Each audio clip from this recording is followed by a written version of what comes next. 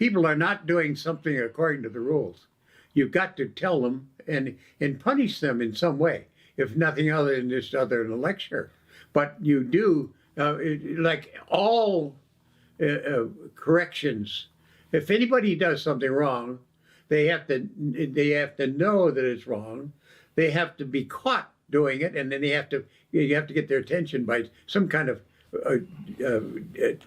punishment, whether it's verbal or actual punishment. But and if you don't have a meaningful punishment, that didn't mean anything either. To fine General Motors $1,000 for something doesn't mean anything to them.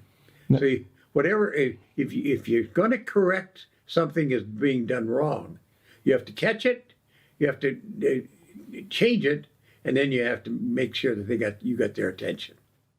Well, there's several things about punishment.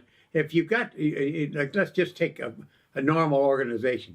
You got 2 or 3% or whatever it is that are truly criminal. They probably aren't correctable. Then you got about 5%, maybe are fence sitters that will be perfectly correct if you straighten them out. And once you got to get the attention of the fence sitters. All the rest of the people are pretty good. They'll never have any problem. So when somebody does something wrong, you may have to make an example out of them. You don't have to punish all 5%.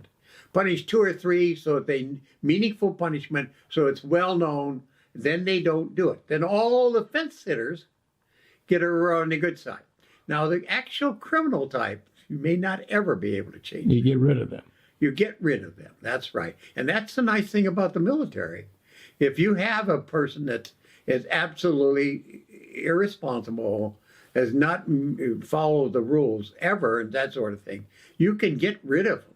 And we do.